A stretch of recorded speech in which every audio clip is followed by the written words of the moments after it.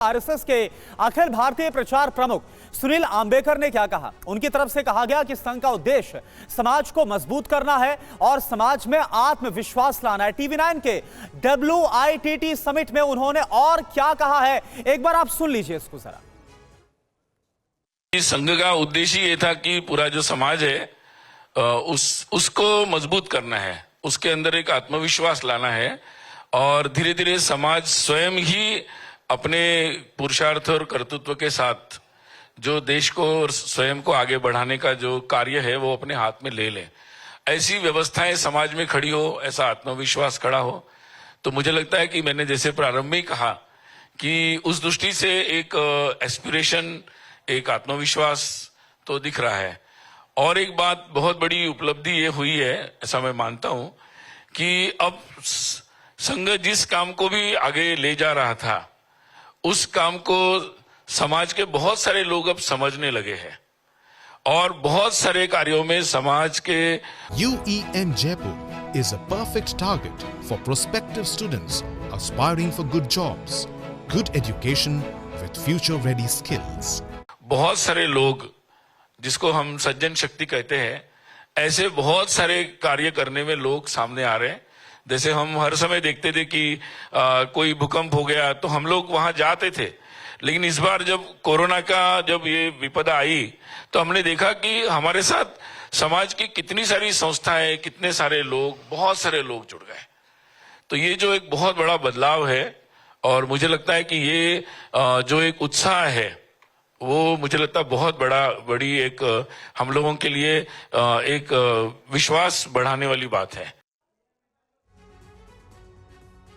और देखिए, ये सवाल अक्सर पूछा जाता है ना कि भाई आरएसएस की, राष्ट्रीय स्वयंसेवक संघ की आजादी की लड़ाई में क्या भूमिका रही। तो टीवी9 के इस ग्लोबल समिट में आरएसएस के अखिल भारतीय प्रचार प्रमुख सुनील आंबेकर ने कहा कि आजादी की लड़ाई में संघ का भी अहम योगदान था। सुनिए। मुझे लगता है कि आरएसएस सहित सभी देशवासियों का स्वाधीनता संग्राम में योगदान था। कुछ लोगों ने लगातार ये किया कि कोई एक ही संस्था, कुछ लोग ही आजादी के लिए लड़ रहे थे, ये उन्होंने लगातार ये बात उठाने की प्रयास किया। और मुझे लगता है केवल ये बात संघ के साथ नहीं, ये सुभाष चंद्र बोस के साथ भी उन्होंने किया, बहुत सारे हमारे जनजाति क्षेत्र के तमाम नेताओं के साथ किया। फिर ये केवल नॉर्थ में था, साउथ में था कि नहीं, बहुत सारी बातें उठाई गई है। तो बहुत सारे ऐसे मिथक हैं जो राजनीति के कारण फैलाए गए और जिसमें संघ भी एक ऐसी संस्था है जिसके बारे में ऐसा कहा गया, जबकि ये बात बिल्कुल सच नहीं है। मुझे लगता है कि संघ जैसा संगठन जो जिसका बेस ही राष्ट्रभक्ति है, वो कैसे स्वाधीनता के आंदोलन से दूर रह सकता है। लेकिन आप एक ही तरीके से और एक ही संस्था में कोई काम करे तभी वो स्वाधीनता आंदोलन है, ये जो सोचने का तरीका बनाया गया वो मुझे लगता है करेक्ट करने की जरूरत है। तो देखिए, सुनील आंबेकर को आपने सुना और इस सवाल का जवाब वाकई में जरूरी था, क्योंकि राजनीतिक तौर पर भी और वैसे भी ये सवाल बार बार पूछे जाते हैं। रामकृपाल सिंह जी को जरा स्क्रीन पर दिखाया जाए। रामकृपाल जी, आपसे मैं जानना चाहूंगा, सुनील आंबेकर का ये बयान आपने सुना, इस सवाल का सामना बार बार संघ से जुड़े लोगों को करना पड़ता है कि भाई आजादी की लड़ाई में आपका क्या योगदान था। आंबेकर जी ने कहा है बिल्कुल योगदान था, लेकिन एक खास तरह का नैरेटिव बनाने की कोशिश की गई है जिसमें कुछ खास लोगों के ही योगदान को ज्यादा तवज्जो दी गई और कुछ के योगदान को नकारा गया। इस बात में आप कितना दम मानते हैं? देखिए, मैं कुछ बातें कहूंगा तो बहुत अप्रिय लग जाएंगी। हम लोगों के यहाँ जैसे होता है ना, मुगलों के समय भी जब कुछ लोग चले गए तो दूसरों को दे दिया। वो क्या था, वो दास अपना कुछ समय तक उनका चला, दासों को दे दिया। उसके लिए क्या शब्द था वो छोड़िए। मैं एक बात कह रहा हूँ कि जैसे आज की बात चल रही है संघ और बीजेपी का, देखिए दोनों की ताकतें एक दूसरे की पूरक हैं। मैं एक उदाहरण दे रहा हूँ आपको। याद कीजिए कि राम मंदिर आंदोलन चला, बाबरी मस्जिद ढही, सब कुछ हो गया और उसके बाद बीजेपी उसी उत्तर प्रदेश में ICU में चली गई। क्यों? संघ इतने दिनों से काम करता रहा, संघ वनवासियों के बीच में, आदिवासियों के बीच में बहुत किया। मोदी जी जब आते हैं उसी उत्तर प्रदेश में बीजेपी रिवाइव करती है। एक सिंपल चीज समझ लीजिए, पिछड़ों का जो बहुत बड़ा होता, करीब 50% वोट जो पिछड़ों का है, वो कभी भी बीजेपी की कोर स्ट्रेंथ नहीं रहा। बिल्कुल। संघ के बहुत परिश्रम करने के बावजूद उसको बीजेपी से जोड़ने का काम किया मोदी और अमित शाह ने, ये मानिए। और ये सिर्फ उत्तर प्रदेश में ही नहीं रहा, पूरे देश में ये काम उन्होंने किया। और संघ उसमें संघ की अपनी भूमिका रही, जो बनवासी और इस तरह के। बिल्कुल। तो आप यूं देखते जाइए कि दोनों एक दूसरे के पूरक रहे हैं। और आज के बदले हुए समाज में जो आप अंबेडकर की बात करते हैं, हाँ। आज ऐसा नहीं कि आज अंबेडकर के पर बोल दिया, भाषण दिया। जिस दिन से मोदी जी आए उस दिन से वो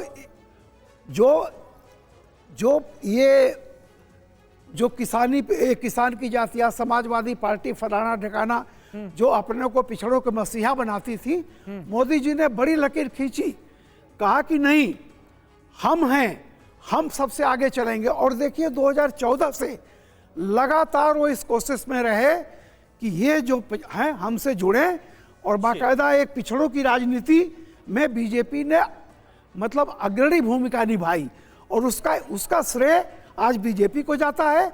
और जो दलित और ये तमाम इनके बीच में राष्ट्रवाद की भूमिका जो संघ कर रहा था, वो संघ की ताकत है।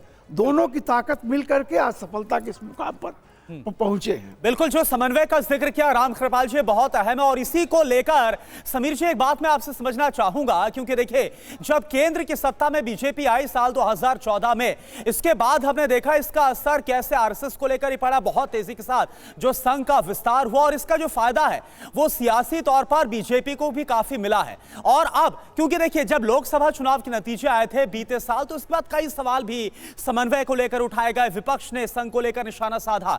क्या उन तमाम सवालों को विराम देने की कोशिश प्रधानमंत्री का यह दौरा करेगा, और आगे जो समन्वय है दोनों के बीच में उसको और बेहतर करेगा क्या?